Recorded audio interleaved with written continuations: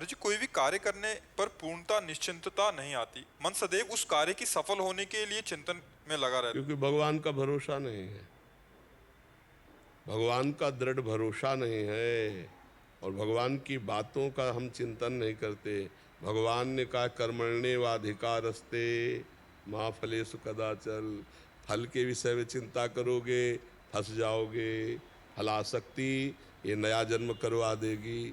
इसलिए बहुत सावधान, फल की तरफ समान रहो। सुख दुखे समय कृत्वा लाभा लाभो जया जयो, जय पराजय में, सुख दुख में, लाभ हानि में, फल में समान भाव रखो।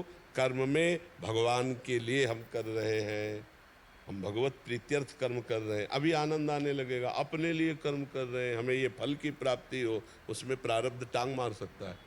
आपका बुरा प्रारब्ध होगा तो लाख उपाय करो, आप सफल नहीं हो पा सकते।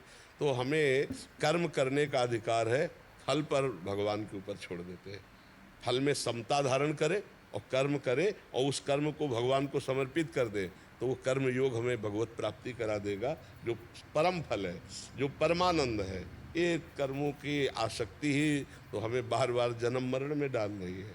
कर्मों की आसक्ति फलाशक्ति, फल को हम भगवान के चरणों में समर्पित करते हैं और प्रयत्नशील रहते हैं, शास्त्र सम्मत कर्म करते हैं, निश्चित सुख की प्राप्ति होगी। असत कर्म करना नहीं है, अशुभ कर्म करना नहीं है, सत्कर्म छोड़ना नहीं है। फल चाहे जो आवे उसमें हम समान भाव रखते हैं कि हमारे भगवान जो विधान करेंगे बड़ा मंगल करेंगे, तो आनंद आ जाएगा। और अगर शास्त्र सम्मत नहीं चलोगे तो फिर आनंद की अनुभूति तो होगी नहीं और सबको समान ही फल मिले ऐसा नहीं है। एक ही कर्म लाखों लोग कर रहे हैं, किसी को उत्तम फल मिलता है, किसी को मध्यम मिलता है, किसी को निकृष्ट मिलता है, किसी को मिलता ही नहीं मिलता। खूब हम दिखावें आपको, पढ़े लिखे डिग्री लिए घूम रहे, कोई नौकरी नहीं, प्रारब्ध काम कर रहा पूर्व का।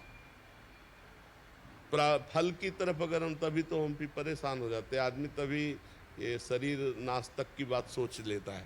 नहीं, अब किसान आदमी पूरा फल में आसक्त है, पूरी फसल नष्ट हो गई, अब सोचा हम तो बेकार हो गए।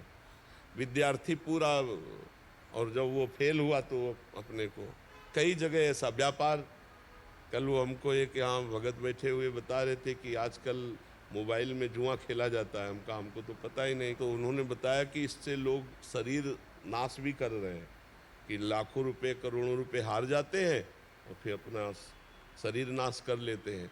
तो हमें लगता है कि थोड़ा अगर अध्यात्म से नहीं जुड़ोगे तो तुम बहुत परेशान हो जाओगे, क्योंकि बहुत बड़ा कर्म का विचित्र रूप है। ऐसा थोड़ी कि आप मेहनत कर रहे हो फल मिल ही जाएगा, नहीं मिले, एक पाई नहीं मिलेगा, ऐसा भी हो सकता है। सरसों की फसल, हम लोग किसानों, तो सरसों की फसल 10 बीघा सरसों पकी खड़ी है। अब सुबह काटना है और शाम के बादल आ गए और वर्षा शुरू हो गई। अब सबके प्राण सूख गए कि वर्षा में फूल जाएगी और जहाँ सूर्योदय हुआ वो सब चिटक जाएगी, सब बेकार चली जाएगी, एक भी दाना नहीं मिलेगा, सब फैल। अब वो किसान बैठे। ऐसे कितने आप क्षेत्र हैं, आप देखो ना, कितने व्यापार हैं, कितने ऐसे क्षेत्र हैं जहां हमारा प्रयत्न जो है निष्फल हो जाता है और हमको असंतोष हाथ लगता है।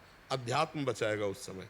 अगर अध्यात्म से नहीं जुड़े, भगवान से नहीं जुड़े, तो ये जो घटनाएं सुनने को मिलती हैं कि विद्यार्थी ने शरीर पूरा कर दिया, या किसी किसान ने शरीर पूरा कर दिया, या किसी व्यापारी ने, कई तरह से ऐसे असंतोष प्रकट हो जाते हैं।